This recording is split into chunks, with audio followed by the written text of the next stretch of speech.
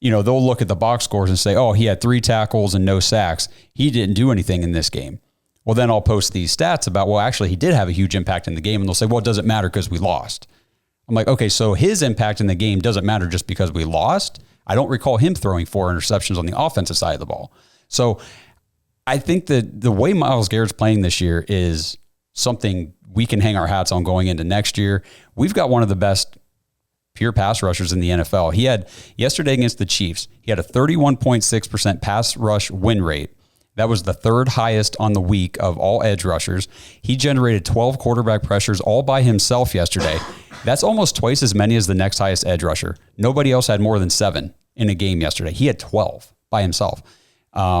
This season, he leads the entire NFL in pressures with 70. He has the 2nd highest win rate on the season at 24.4%. And he is doing all of this stuff while also facing the highest double team rate in the league at 29%.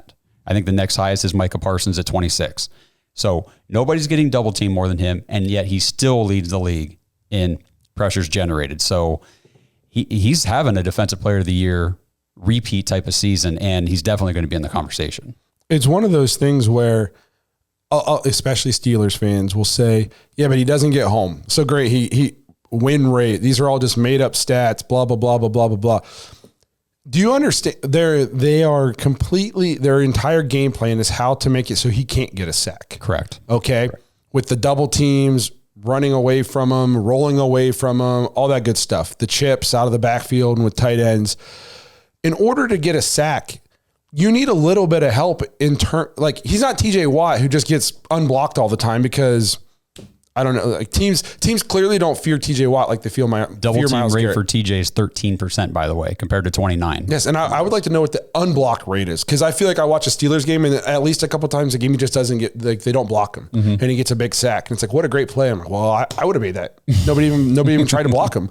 And I'm not saying TJ's not great, but Pittsburgh Steelers fans are all cucks for him. So I bet you that's the first time cuck's ever been used on this show. For sure. I don't know if it has. I think it has been, dude. I'm pretty sure we've said, but yeah. But no. So, but you need a little bit of help interior.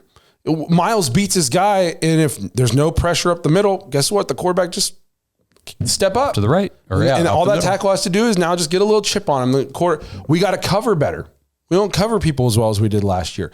We need a little help from the other side. They can't just always roll away from Myles if the guy on the other side's pressuring them back the other way. Yeah. You know what I mean? So there's so much that goes into it. Yeah, a couple times he's going to just beat his guy so fast that there's no chance for a step up and that kind of thing. But turns out, like, the quarterback's a good athlete and a good football player too. And the offensive coordinators are smart in the game plan for Myles. Well, and to go back to your point about, 10 guys can do their job perfectly and the 11th guy doesn't do it and it doesn't matter. I mean, Myles Garrett, people say, well, what was his impact yesterday in the game?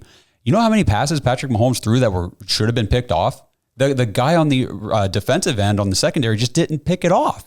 But if they pick that off, then it's like, well, Myles Garrett's pressure generated an interception. Okay, well, this time it's a PBU. It's still a stat, I guess, if you guys are all obsessed with stat counting. But how many 3-and-outs did the Browns defense force yesterday? And a lot of that was from the pressure rate because Mahomes was just getting rid of the ball. Like you said, 50% completion, just 159 yards passing. Like, we dominated them on defense. I mean, this is the Kansas City Chiefs. I know it's not the same as years past, but they're still Andy Reid-led, Patrick Mahomes at the quarterback. I mean, they're a good team.